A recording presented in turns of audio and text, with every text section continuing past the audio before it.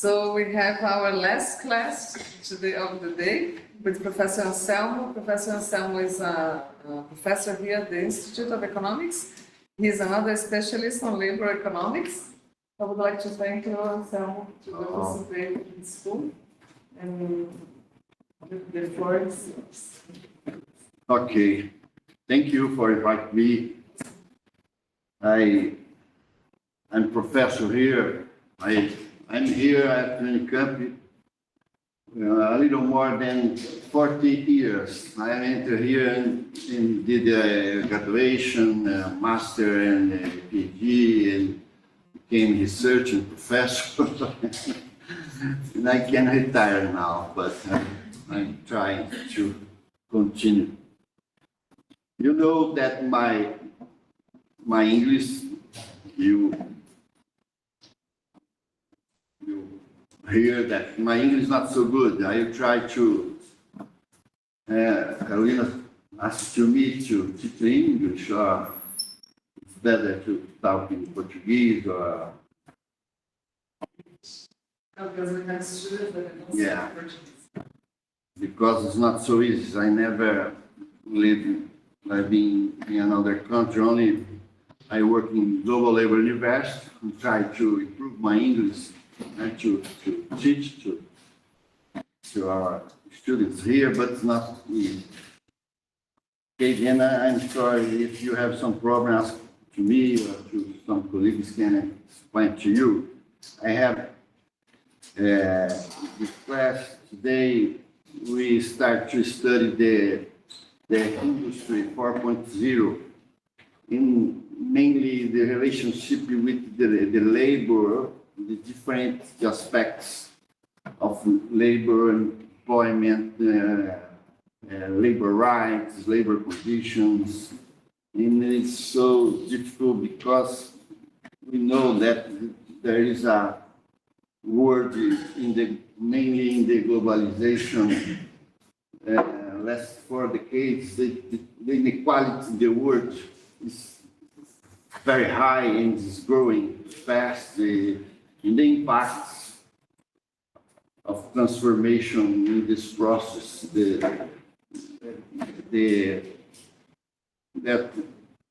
Industry 4.0 is doing is so different in the industrializing country and not so much industrialized and poor countries. Okay, and then we have an interest to discuss industrializing countries, like, for example, for us, Brazil, some countries that have a little industrialization process. It's difficult to understand all the impacts in different countries. Okay, it's very difficult because and we are very concerned about that.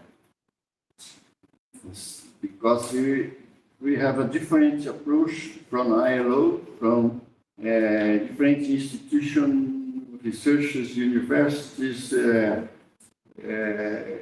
that is showing some impacts that will be negative to the workforce, the labor situation, condition, labor rights. Mainly considering that in this 4 decades, last 4 decades, with the lot of changes. When you talk about the labor, you know that you need to consider the actors, the institution, the condition of the international competitiveness in terms of economic, in terms of technology. We need to consider the labor law, okay, the labor relation, the institution. Is a lot of points, important points. The technology is only one, but it's very important and have a relationship with another important points, okay? Then, what are the main transformation linked to this new wave that we call Industry 4.0? This is a concept that came from Germany. The United States have another kind to say about this, but the research in the world, they use more this concept, Industry 4.0. This is the new era of automation. Robots and computer can not only perform a series of routine activities, physical work, better and cheaper than live work, okay? But are also increasingly able to perform activities that include cognitive abilities. This includes making unspoken judgments, feeling emotion, or even directing activities that used to be considered difficult to successfully automate. It is a process characterized by digitalization of economy, you know about that, communication, network, brutal advances in connectivity, and the need to develop network security, for example, Internet of Things, which some see as the most important process, the Internet of Things. The Internet of Things must occur in successive waves of sensing or distribution in objects, equipments, consumer goods, and at the limit, people with chip in the human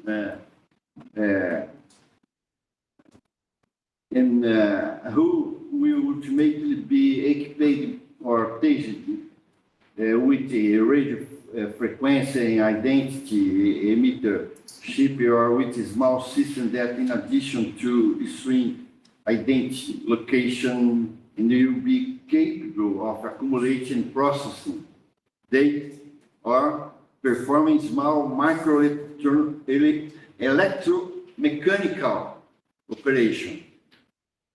We will have several types of sensors, actuators with electromechanical or microelectromechanical capacity distributed through the entire vehicle fleet, in water, in energy distribution system, in public lighting system, energy saving of more than 30% in last years. Can you imagine in next decades? It is estimated that in next 10 years, we'll have more than 15 billion sensors. In 2003, 30 or 35 billion sensors. And you know that sensors you need to put in something is very little equipment and need to have some battery. Okay, and they have not connected by, you need to put some small battery that have energy to support this sensor for a long, some long time. And you need to produce very, very small battery. This is a very important point, and it is going quickly ahead to producing this very small kind of the battery. But some consultants talk about 100 billion things connected to the internet through this sensor in 2050. Then paradigms changes that this Internet of Things system may produce in society with very strong implication for industrial system. The advances in artificial intelligence, also machine learning, which are cognitive systems that will be built into the equipment to allow them to see, understand, reason, correct procedures, reprogram, avoid errors and machine shutdowns or processes in a still tutored way, in the sense that the equipment will be able to generate and test the hypotheses to, based on that, decide to act or not act, acting on your way or acting another way. Okay, the issue of artificial intelligence is the most interesting and also the most difficult to assess.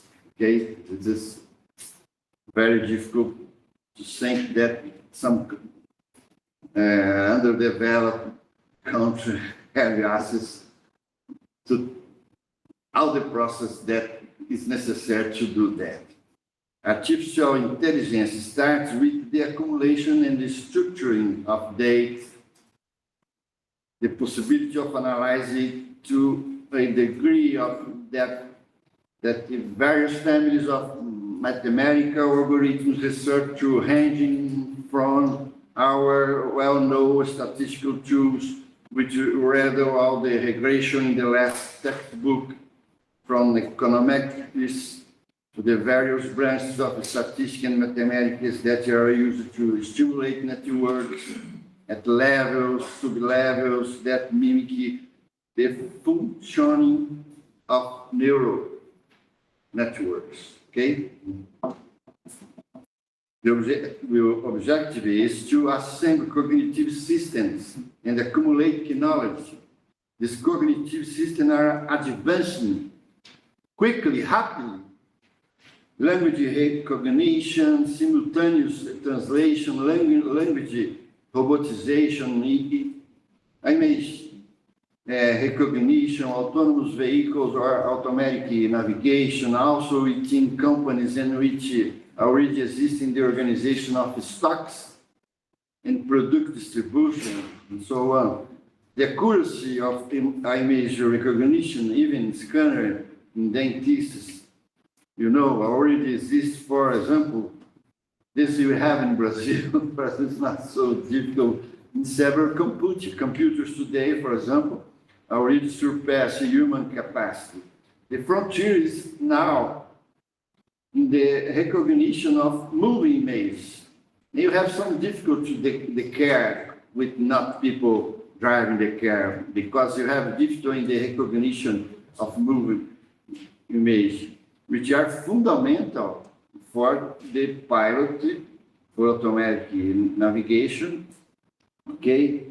And then are still images already recognized. Artificial intelligence will mean the accumulation of these capabilities in the equipment. Artificial intelligence describes the work process of machines that would require intelligence if performed by human beings. The term artificial intelligence therefore means to investigate intelligence, problem solving, behavior, and create intelligent computer systems. There are two types of artificial intelligence, weak and strong. Weak artificial intelligence, the computer is merely an instrument for investigating cognitive process. The computer simulates intelligence. But the strong artificial intelligence is a computer process, an intellectual and self-learning process. Computer can get it through the right software programs and are able to optimize their own behavior based on their past behavior and experience. This is a very important way to develop the artificial intelligence, the strong artificial intelligence.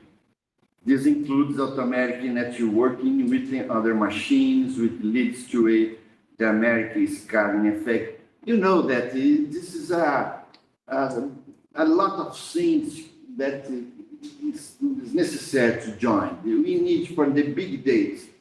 If you have not big data, it's difficult to do a lot of things in this Industry 4.0. You need information, okay? Is the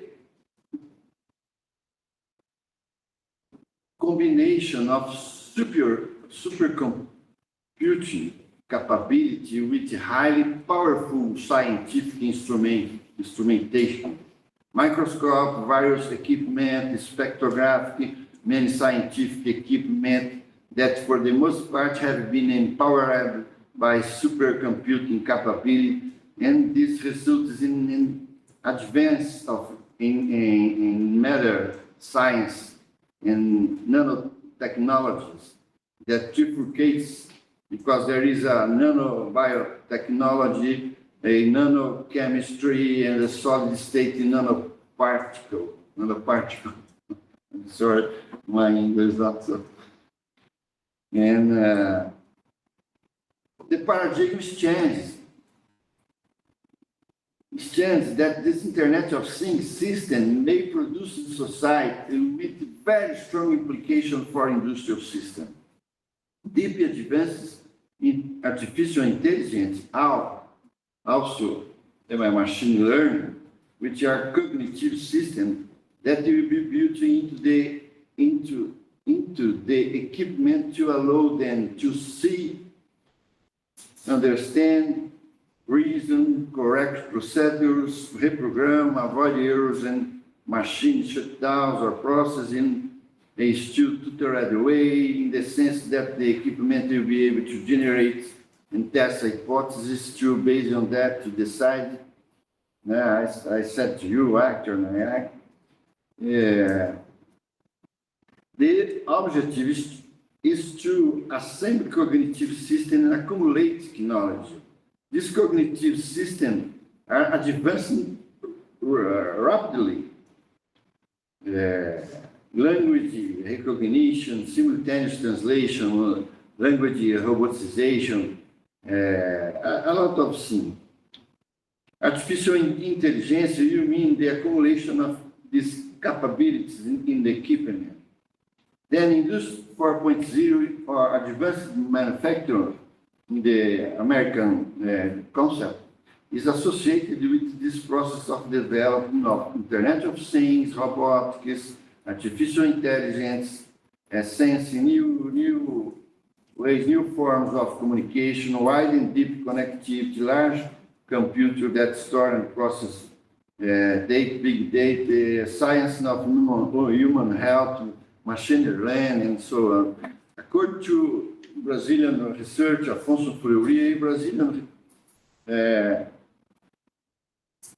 situation, we can see that manufacturer 4.0 or industry 4.0 are expression of low development in that sense. For example, of programs designed not to lose and even regain hegemony in the industrial sector. Okay, the industry 4.0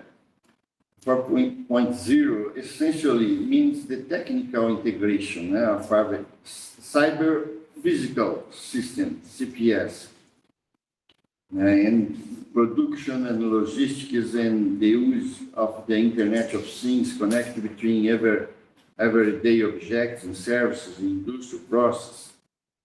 Okay, CPS refers to the network's connection between humans, machines, products, objects, and ICT, information and communication technology system.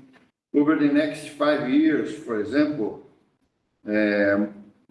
is estimated that more than 50 billion connected machines are expected to exist in the worldwide. The introduction of artificial intelligence in the service sector distinguishes the fourth industrial revolution from the third. The third, we have a discussion about this or not third revolution. In Brazil, we have a huge discussion about that. But in the fourth revolution, we have not this discussion, okay? Because I studied a lot of paper. For example, in the last 3 years, we did a huge research in the health system, in Brazilian health system, through the bigger institution of health in Brazil, Fiocruz. That the director was is now the Minister of Health in Brazil. And it's a very interesting how we, but you need to study so much to understand what is happening in different areas. Then this process has had strong impacts in different activities, creating a lot of difficulties in several sectors, several countries, several activities. In some cases, more linked with the big company and their capacity to do research and development, exports to several countries in the global chain, with have capacity, financial capacity, production, market, strong power. And even two big companies is big, the impact to destroy traditional activities. You know about that. The trends of capitalism systemics, create and destroy. This is the logic of the capitalism. Then this is a problem, okay? Because you are destroying the less productivity activities and creating the more productivity, okay? And you know, for example, the ILO is very concerned about the situation that, for example, Germany is taking the activities from the underdeveloped country that they in the globalization process, a lot of German companies went to the poor countries with the low labor costs, and now with the development of the Industry 4.0, the cost of equipment is very, very low. That is better. The cost is lower to produce. Mainly the labor cost is lower to produce in Germany than produce in very poor country with very, very low labor costs. You understand? What means that? That they start some process that you destroying the jobs, not destroying the jobs inside the German only. Maybe some countries in Germany, but they are mainly destroying jobs in underdeveloped country, okay? And they are creating jobs in the research, in some activities that is necessary to create a lot of things in the industry 4.0. That is very good job in Germany. And even that situation, the cost of production is lower than they are having in the last decades. Do you understand that? My English. This is the ILO is a kind of only to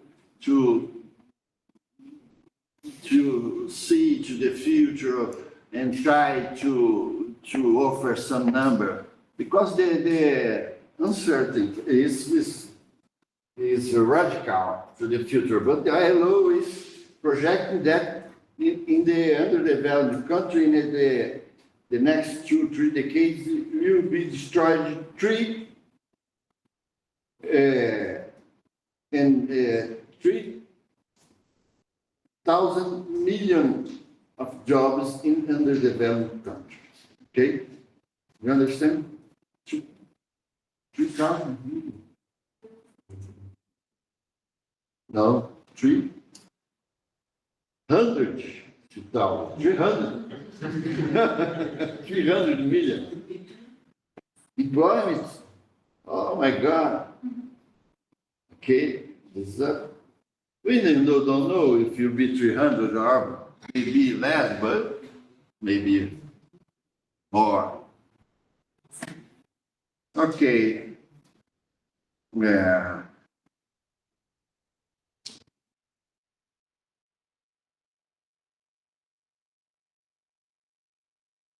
But then, even to big companies, is big the impacts to destroy traditional activities or the way to organize the production process, the scale, relationship between local or national production, labor force as qualification, needs, and organizational ways in the productive and administration process, increasing competitiveness situation, and amount of capital, because in some kinds you need a lot of capital to implement new technologies.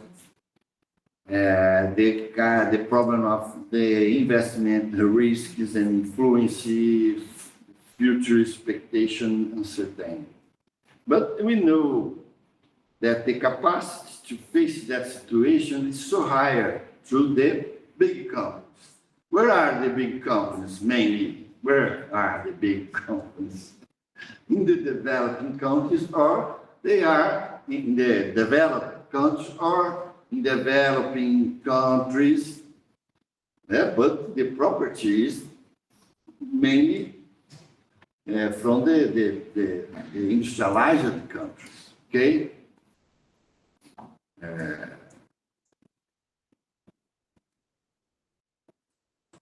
Is it, then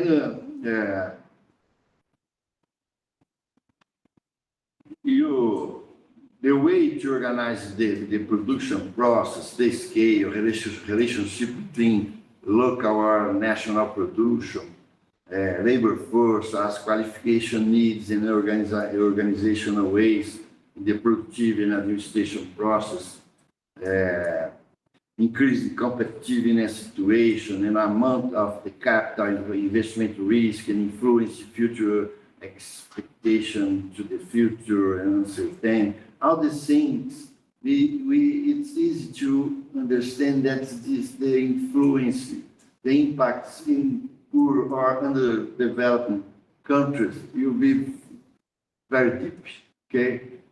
And it will be now, this now is being, but we know that the capacity to face that situation is so higher to big companies, and you know that big companies have some relationship with industrialized countries, okay? And not with the global South countries.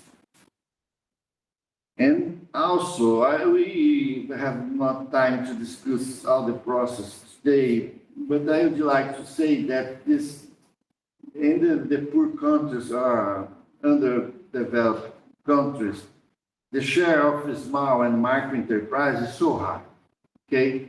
And normally, this kind of company have not capacity to, they can do something, but they have not capacity to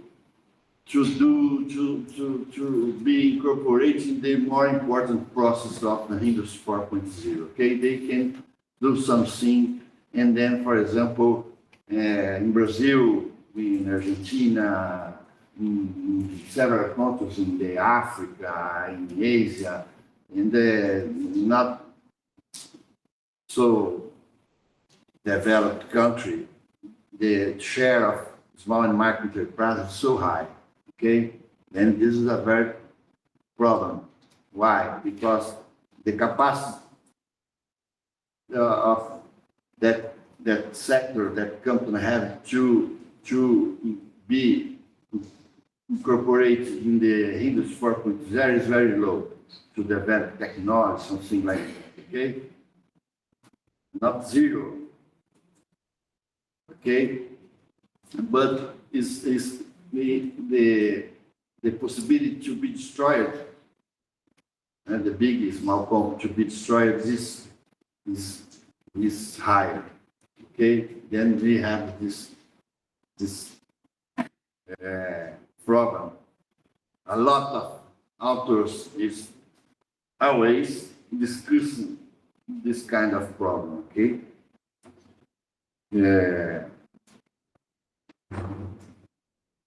The destruction of space and activities in this process is mud deep. You know about that. You know, you did study the impacts of the first, second, third industrial revolution and also fourth revolution. Can you imagine now what you have? Okay, and with the capital, the financial system, a lot of positive condition concentrated in the rich countries. And we need to consider power relation. We need to consider what is happening, what is the system today, nowadays. For example, the neoliberalism for decades, the capitalism deregulating, a lot of things, not that kind, this different aspects that is determining the capitalist system in the world. Is there is a very higher concern about the negative impacts in the poor or underdeveloped country. How to face this challenge?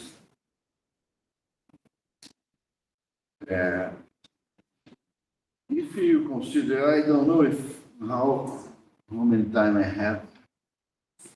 Carol, we have under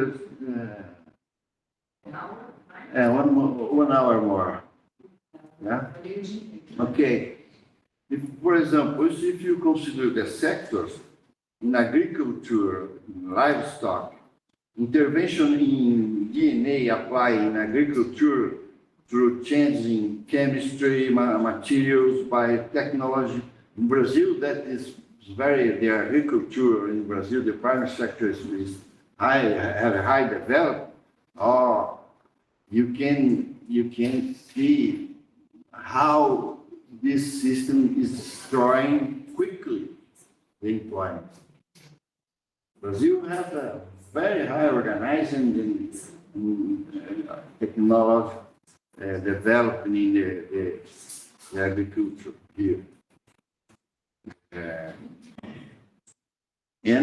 For example, with these impacts of the Industry 4.0 intervention in DNA, applying agriculture to changes in chemistry, materials, biotechnology, this destroys a lot of employment. In services sector, for example, health, also because of changes in the chemistry, materials, biotechnology, but also in process, DNA intervention, applying to the human health, the human genome,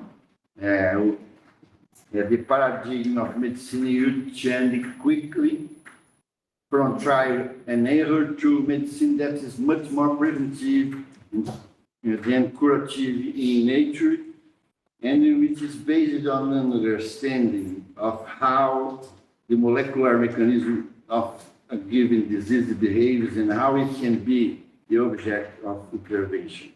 Mouth scanner, robots in drug distribution in hospital, robots and intelligence machine can not only support or care for, but also save lives. A lot of things I have not time to describe here. In the transportation system, the autonomous car depends. There is a linkage with the artificial intelligence. You know, auto navigation, autonomous vehicles, for example, inside the company, in the stocks organization, storage and loading and unloading, drones, for example, you know, distribution, energy, for example, mobile and very small batteries, electromechanical for any energy conservation, also for sensors and wind and solar energy, finance, you know about that, the replacement of traditional event tickets, travel tickets, hard money in coding, for example, a lot of time they use in China and other countries today. Yeah, it will be the next steps in a lot of activities and countries. the greater possibility of contactless payment via by smartphone, travel, and even tickets will be the next step, with the greater possibility of contactless payment via smartphone. Communication, impacts of dematerialization. It is a problem. Dematerialization is not only a problem that can transfer jobs to the another countries from the rich developed country to the poor or undeveloped country, but a lot of things with dematerialization. Okay, for example, United States sent some kind of medical exam to the Indian people a lot of years before, and the wage in the India is very, very low than the United States, and then the analysis is doing in India, and then the medical, they send the results, the analysis to the United States, okay? And then you are doing that is not with the music or movie, but a lot of things. And dematerialization have, for example, not destroyed the employment in the final activities, but see a lot of scale. You need more, it's not necessary to produce a lot of things. Maybe it's good to think about take care about the nature and the problem, but the job, we need to think about that, how we can regulate to reduce the work time, to reduce the inequality, the job inequality, productive inequality, the problem of regulation of the capitalism developing the world. Okay, in Germany, in the EU program, for example, I have this, normally the ILO, since after Second World, the ILO, the German has control to the ILO. You know, the nomination German to be director of the ILO and have for some deputy in some seminar deputy Germany, and then secretary from ILO, they start to talk again about the international minimum wage. Have not time to talk about that, but this is a very, very huge problem. Talk about the minimum wage. What? This is a discussion about the labor costs, okay? And this is very difficult to talk about that if you not discuss how you can reduce the technological, economic regulation, and another kind of the difference, the real difference. Yeah? It's almost impossible to think in the international minimum wage if the material condition will have a high difference between the countries in terms of the value add and the labor cost. How we can think about it, okay? To increase the minimum wage in some countries and to improve the competition situation of some European countries that have a high wage. This is and I talk about some people in Germany, because they have in another countries we have a position more conservative and that have not concern about the poor or underdeveloped country. And you have administrative and accounting activity. Impacts of dematerialization is very high. Food, some robots, for example, they became that it can produce in the way more flexible and a fraction of cost.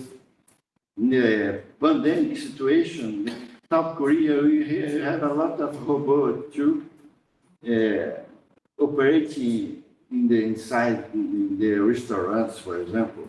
In the transformation industry, a lot of things. Okay, I think they have no time to. You have the paper I sent three papers to you, but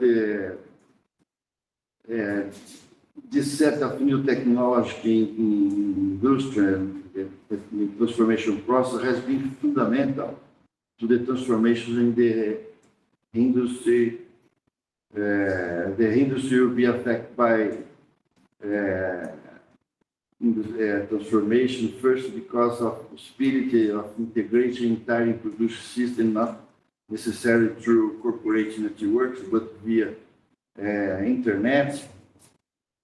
It's interesting, for example, when you think about artificial intelligence, you need a lot of big data. In pandemic situation, we are doing this research in the hospital in Brazil and asking a lot of things, but also if they are changing the dates, the information, because it's very important to understand what's happening in the huge country in this kind of the problem with the pandemic situation. They were doing that. Okay. We start to discuss here. Luciano Coutinho, professor here, that with some professor from Rio de Janeiro that started, and they went to some industrial representation, not the Fiesp, that is more conservative, but another one, and to say to them that they are not understand what is happening in the world, that they need to start to discuss, to change, to do something about the impact of this fourth revolution, okay? In some countries that in 2015, we are the 60th GDP in the world. Remember that? And then you passed Germany in the automobile production and became the third country producing automobile in the world. And the capitalist people here are not concerned about this Industry 4.0, this new revolution. It's incredible. We have a tradition that is almost destroyed or depends on government from the 80s until now. The tradition of the state intervention in doing important industrial policy, but in the neoliberalism times, this reduces a lot, this intervention. And then if you depend only for private capital, and considering this kind of the tradition, values, the organization, culture of our capitalist part of society, we have a huge problem here, okay? Then I'm saying it will be necessary to discuss a lot of things, okay? For example, it's not possible to discuss technology without to discuss what kind of relationship, labor relationship you are considering, because you have a different in international international space. You have a very different international labor relationship. You need to understand that. How is the institution, the power relation, the dominant ideas, if you have a labor law or not, how is the level of technology, organization, the capacity. Okay, then is inside this industrial relation system that you need to know, that you need to discuss this transformation of Industry 4.0. Okay, then there is not the problem to discuss the international trend. You need, in our tradition is considered a specificity. And there is not the general, only the general law of capitalism is affected the same way now the countries. It's affecting different way because in the history you have a different process. And to face now that changes, the countries have different situation, capacity, power to do that. And labor class also, and capitalist system, capitalist part of society also. And some sectors have more facility than another sectors. Okay, then this will be necessary as we consider here a lot of decades. It's necessary to study the specificities of your countries to understand that, okay? If you don't do that, it will be impossible to understand the positive or negative impacts.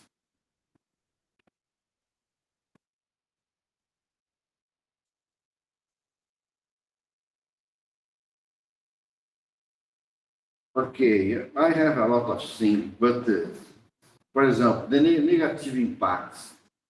Robotization, industry with robotization, sensors, camera, and image and moving image process, even less developed in industry 4.0. Agriculture, more and more machine with high cost, replacing live work, destroying jobs. Trade, concentration of online sales in larger national and or international groups. They are destroying jobs, services, digitalization process, impacts of dematerialization. Imagine large company cooking hamburgers, for example, in another sectors, deliver food included inside of restaurant, transportation sectors with drones, electric cars, more expensive, without drivers, navigation there. Okay, positive you have also mainly in the trading in service. Okay, sale and maintenance of a huge set of the equipments, computer, camera, sensor, robotized domestic equipment, mobile and very small batteries, electromechanical for energy conservation, also for sensor and wind and solar energy. You can produce that. Who will be produce that? What kind of country will only use that? Only use and destroy jobs. Okay? Yeah. A lot of things. Okay? Do you have some conclusion of? For example, if you consider here the Frederick Ebert Foundation, and another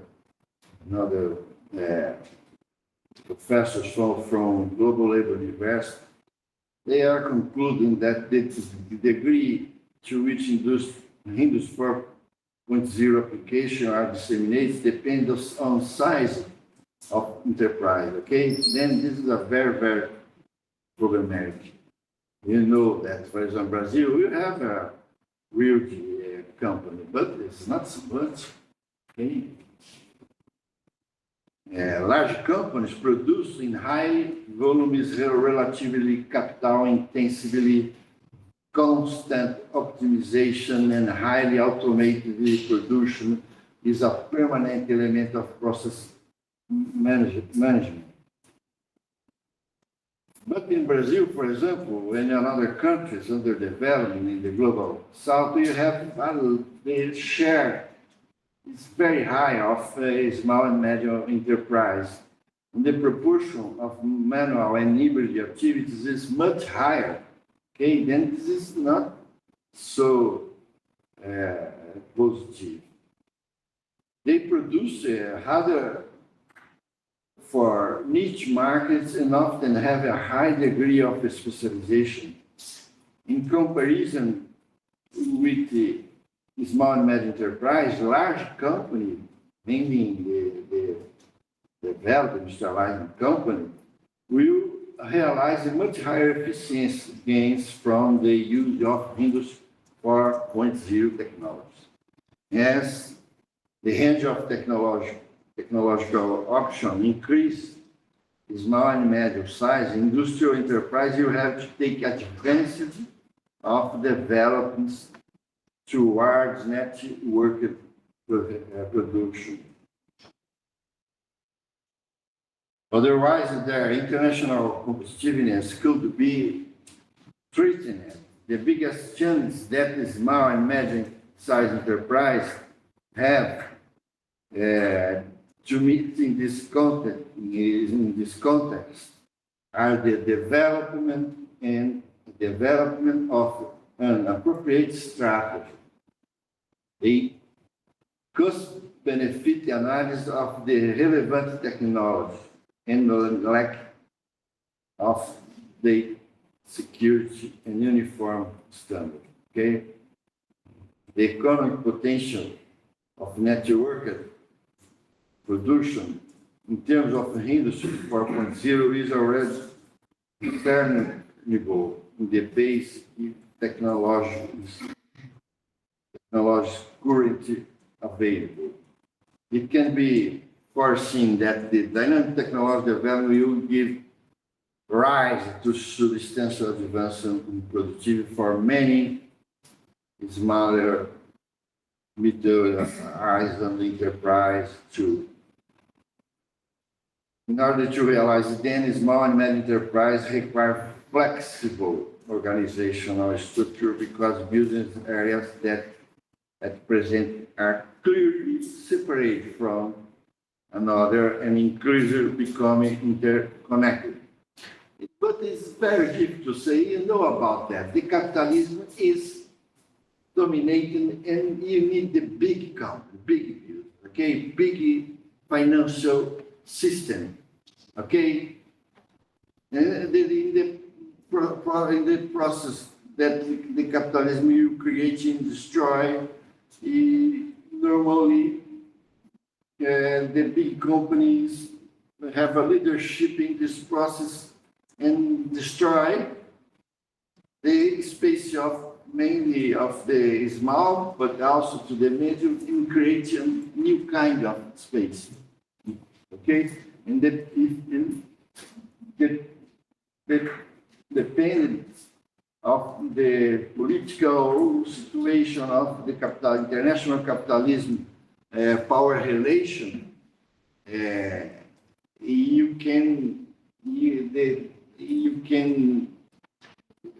put some more difficult to the small company to do something to create jobs. Okay, then this is a very difficult discussion, very, very important discussion. You know about that. You know that the trend of capitalism is destroy more than create job. Okay, and we at Unicamp, you believe in that. Several, you know that productivity is always growing with this trend that destroy the job and can reduce, if you have a political power, to reduce the labor journey, okay, to improve the life, the people working less, if you consider the week, the day, or the year, then you have the possibility to improve the life, not to create difficulty the people who have not employment, have not income. Against this technological event is creating the possibility to improve the world, okay? But it also can improve the inequality that you have, and that you know that the social inequality, economy inequality, country production, GDP inequality is growing a lot from the 80s until now, Okay, you know, last research that Piketty published, and you know that I know with all the people we have the same approach, but the inequality in the income, in the economic material situation, they have a relationship between that kind of inequality, the polarization in political sense that we will see in the world, okay? In the several countries, rich country, developed country, and a poor country also. It's not separate, okay? Destroying, for example, the middle class in the United States, practically it will be destroyed. There is a polarization of jobs. There are several countries talking about that. And then if you have economic material polarization, what do you expect about the social movement, the position of labor, of the people, that consider, for example,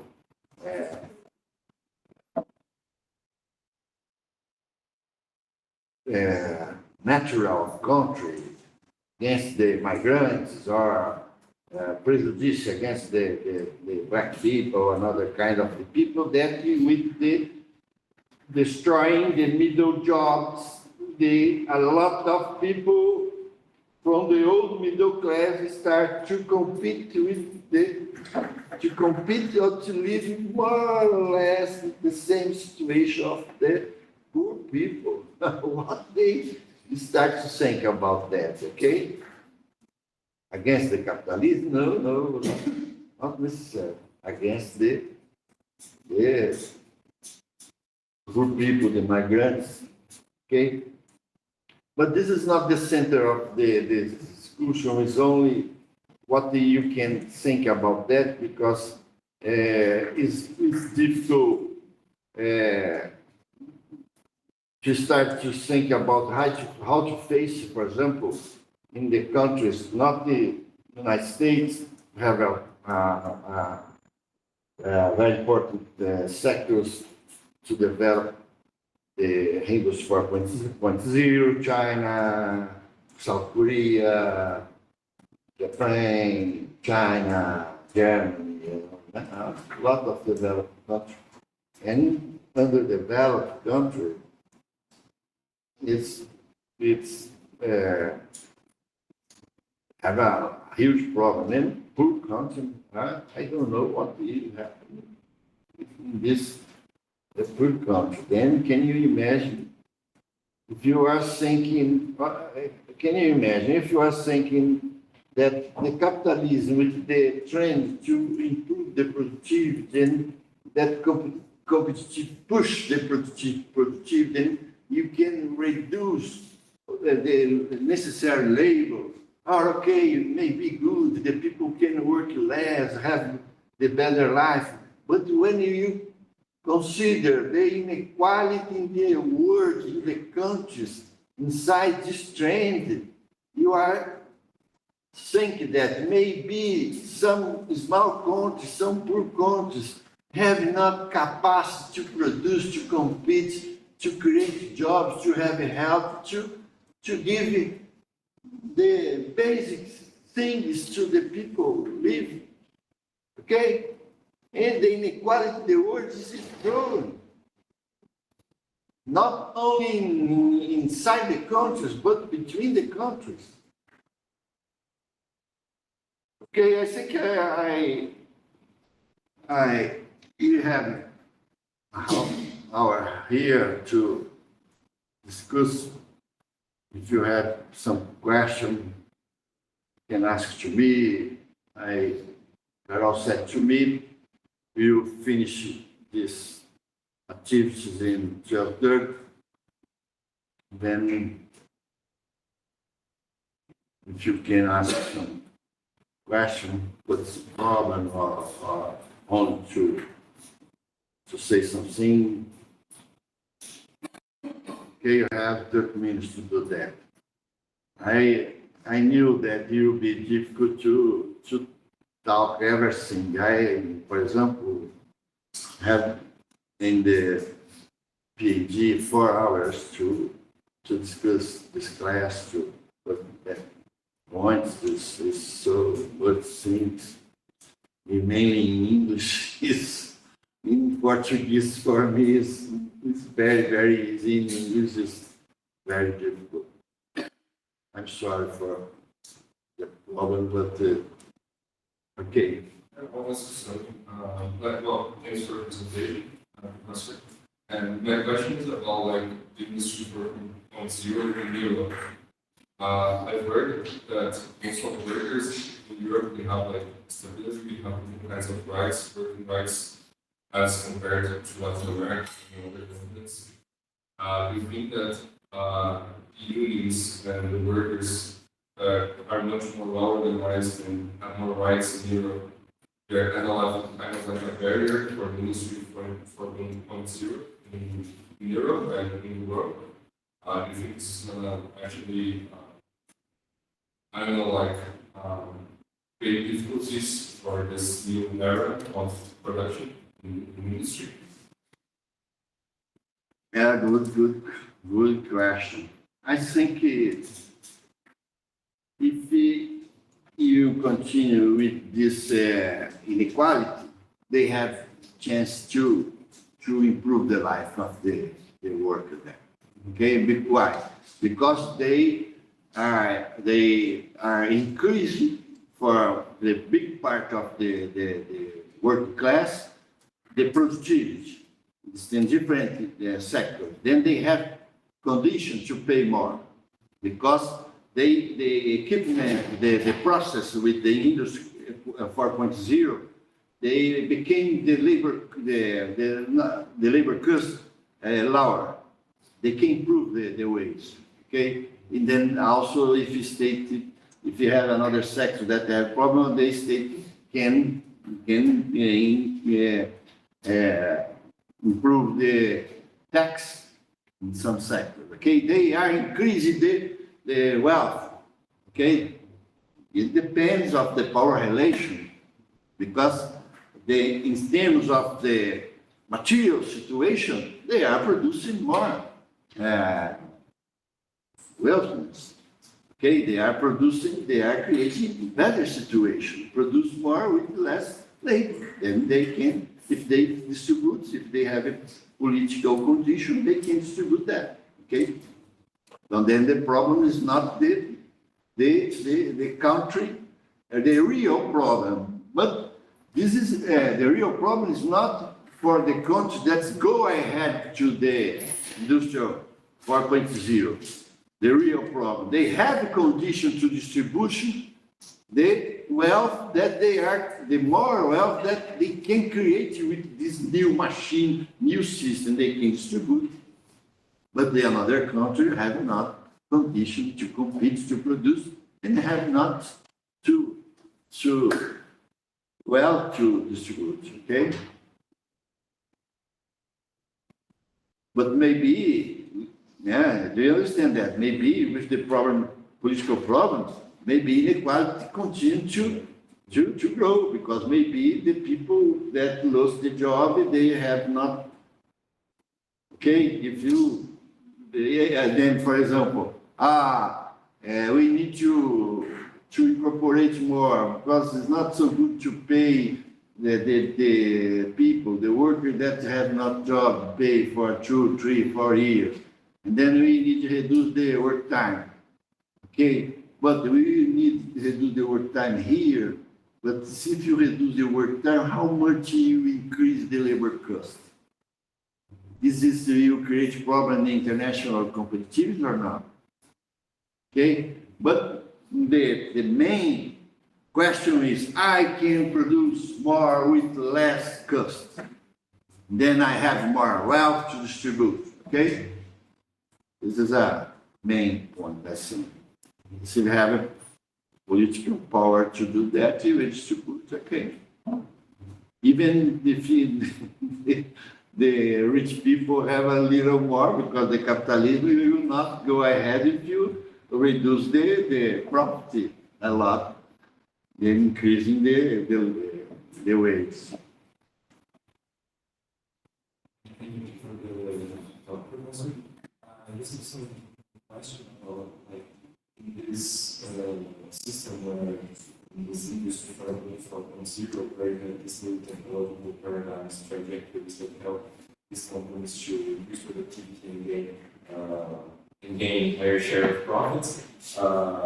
As you mentioned, peripheral countries, especially the South, have problems catching up with these trajectories and having the capacities to increase their productivity and compete in the international market.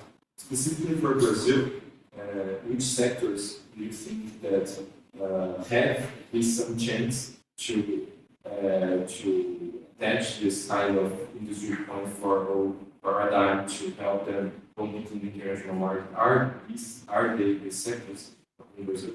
Oh, it's difficult. Very difficult point, question. Never think about that because for example, but now agriculture, okay, because you have a lot of things you are using in the 6-7 years ago. For example, you have one guy, and they are controlling 6 very, very bigger machines in collecting foods in the Brazil, modernized agriculture. Okay, then the petrol in Brazil. Maybe you have how I can say deep, yes, petrol and deep water, and then you have some new places that you have the people fighting here because we can in Amazonia you can explore that. Then this is in some moment have a transition because it will be impossible to think about the future, how many times the future. The petrol will not, but in 2, 3, 4 decades, I think you're very important because the Lula in the first in the second government, they say to the international company, if you want to make some money in this petrol, you need to produce the equipment here. And you have in the world 50 deep platform to extract the petrol in deep platform. And 49 is in Brazil. And now you have some discussion if you try to find the petrol in Amazon, very, very close to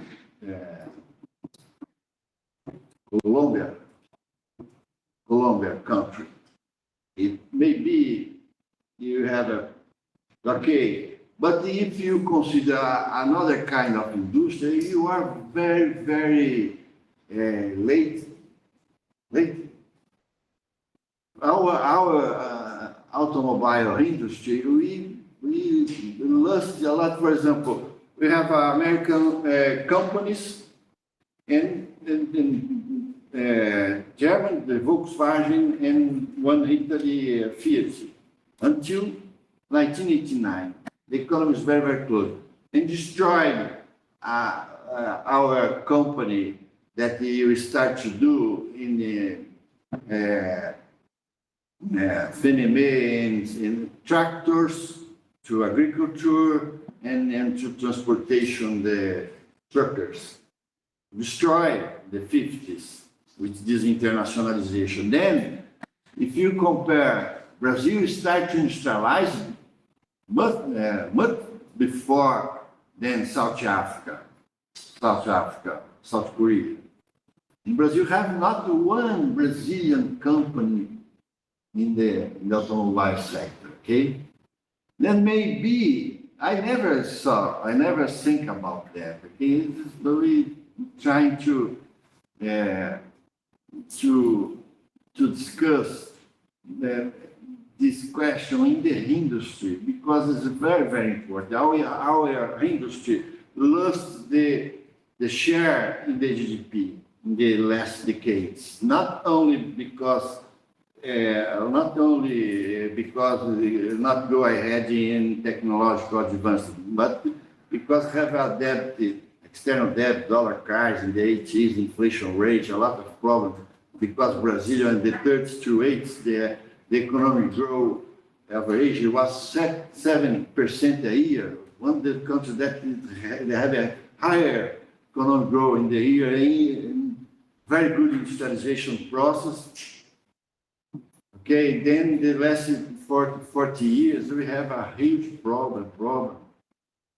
And then the discussion here is try to recover the industrial sectors, okay, segment. But for example,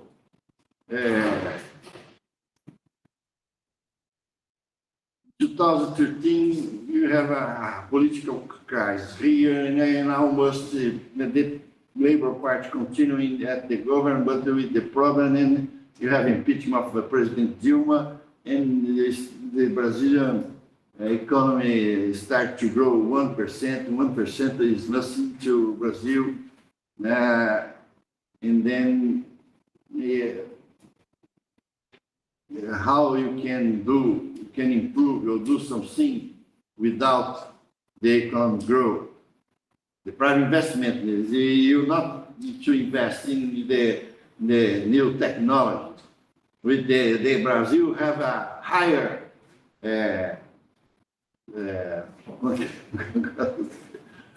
taxa de juros mesmo, acabei. Yeah. The higher in the world. This in Brazil, as Lula take power, was 12.75. It's incredible. Okay, then if the states have not political public policy to do that, it's impossible to go ahead. Okay, and if you have not to research, and normally we have a lot of international big companies here. Okay. We need to know what they have. They are doing innovation, researching, developing this process in their countries or in other countries. Okay, then depends on the government. Government need to do. They need to create the public policy, industrial policy. Okay. It will be necessary to do that to the service also, but this is not so. It's not a huge problem because we have more protection in services, not trade sector, but not so much tradable because you understand now with this industrial. New industrial revolution, Industry 4.0, that a lot of service became tradable, or not? You understand that? It became with the materialization, blah, blah, blah, blah, blah. Where you create a lot of things, it was not tradable, now became tradable. And this is a new problem to countries in terms of income, in terms of, for example, Argentina have a huge crisis because have not dollar. Oh, what? Have not dollar. What is happening? 1944, Keynes was not communist, said, it's not good to put dollar as the international money. You are in 21st sector, 21st century. And then we are seeing the fight in the BRICS with United States, China, and blah, blah, blah. Okay, these countries, you depend on what's happening in the international level. It's almost impossible to think that some country, a small country, you have the capacity to do the very good political economic policy and go ahead and became the very important country in the world. maybe, yeah, not so small. For example, South Korea was not so huge country in the terms of there, but did a very important political, economic, political policy, economic policy. And they're a very good economy now. I don't know, it's difficult, man. And also with American support. Huh? And also with American support. Yeah, American support and American even almost create the South Korea because the communists they were dominating also Korea, and the Americans push the Chinese and the Korean and create the South Korea in the war, the Korea War. It's difficult to talk about the future, but it's very important. This is a question. Each country have a specificity. You need to put how is the more important point and question to us. Okay, and this depends on, for example, Brazil. When Lula take the power, not because the Lula did a very, very good, important policy, but with the change in the world, commodities boom in 2003, 4, 5, 6, before the international crisis, 2008, 9, Brazil export a lot and pay the external debt and accumulate dollars. We have today 260,000 million of dollar in reserve. And can I believe, you believe that Argentina, for example, talked to Brazilian government asking for support in dollar, because if you see, if you consider what happened in the past in the relationship between Brazil and Argentina, so difficult to think, the competitiveness between Brazil but now it's different. And the international composition is also different. You have a lot of professors here, very good professor. We have some professors, one professor, Professor Beluso, is considered one of the best professor, the best economists in the 20th century in the world, Professor Beluso. This is a more important university, intellectual university in Brazil and maybe in Latin America. Okay, and then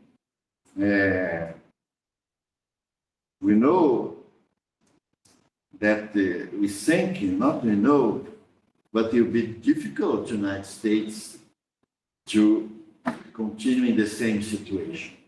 Okay, because China is very huge, Asia is growing fast. Okay, it's difficult, man, to think about the future, but what you are seeing, the capacity to negotiate with different countries, okay, and for example, a lot of folks think that for example, Latin America countries have a problem that the United States not help us.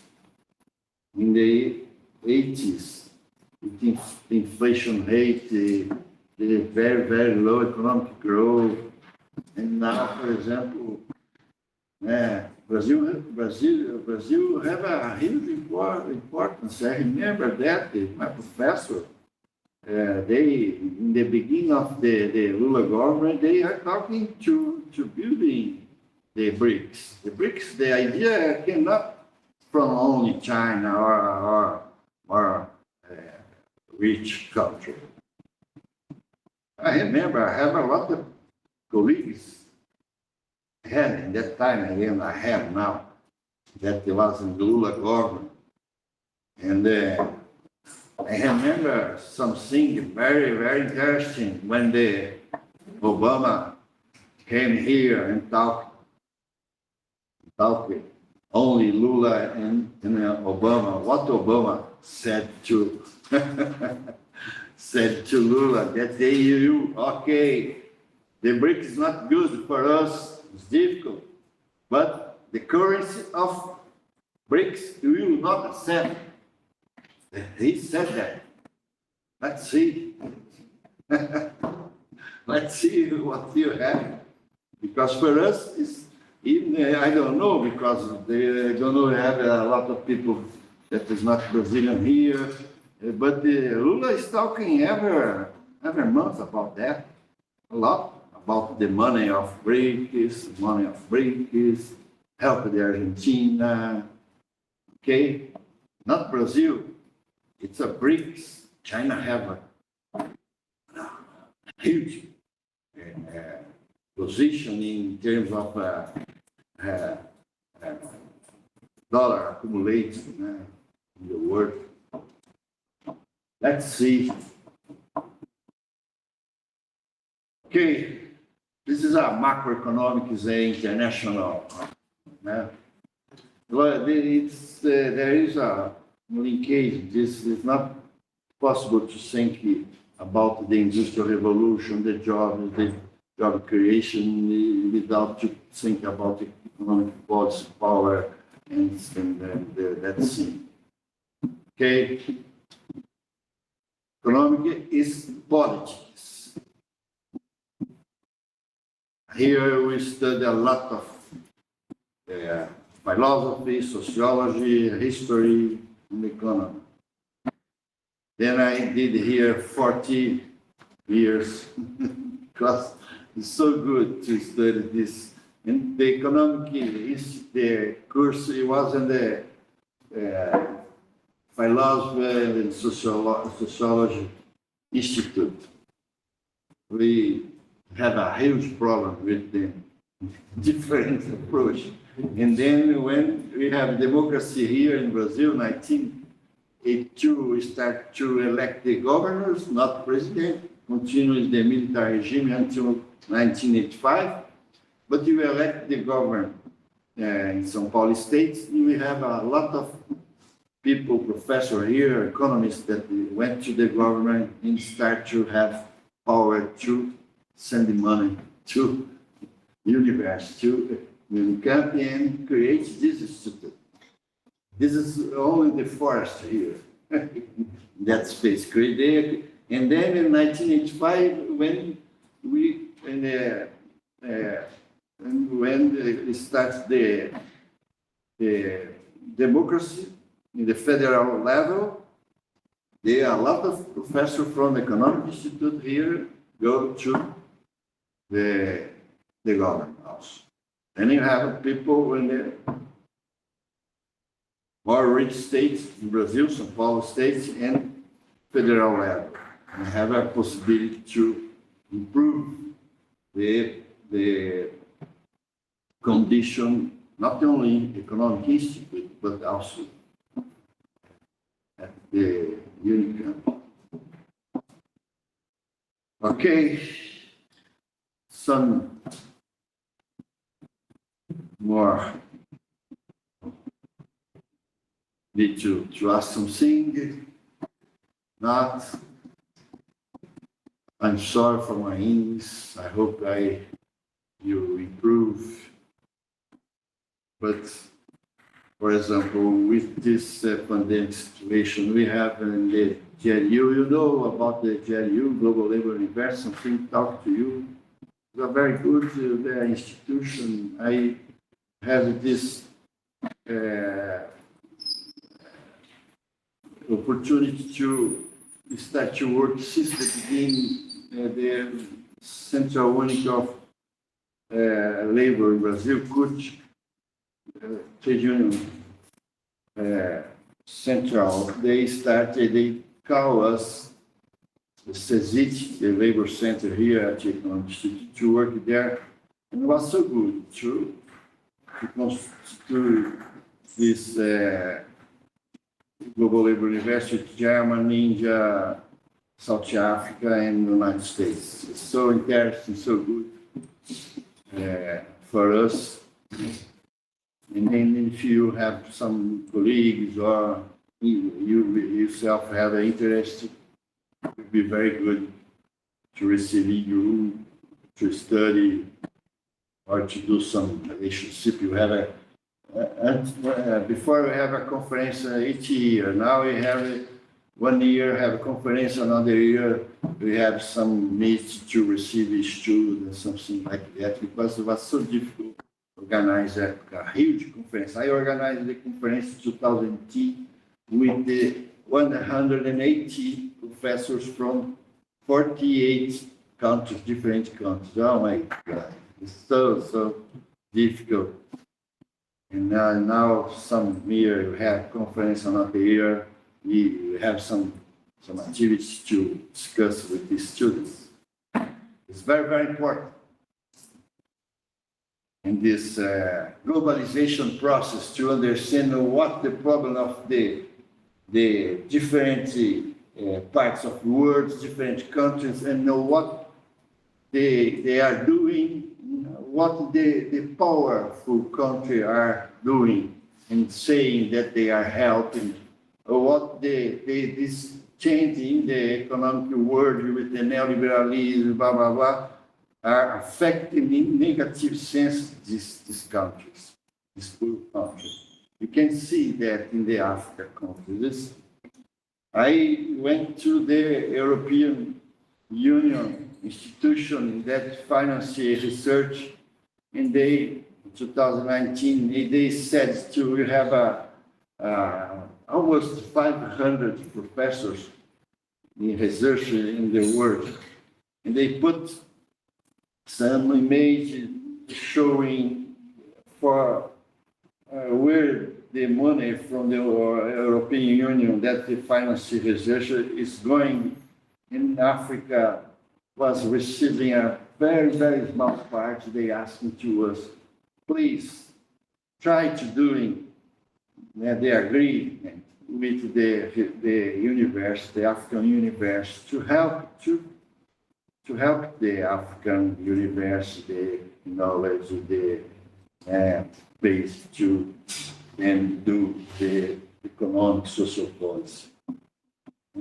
For us, for example, to have the GLIGO in South Africa is so good because they receive students from the very, very countries from Africa. And us in Brazil also, we receive a lot of students from Africa. It's very, very good for us. Okay, thank you.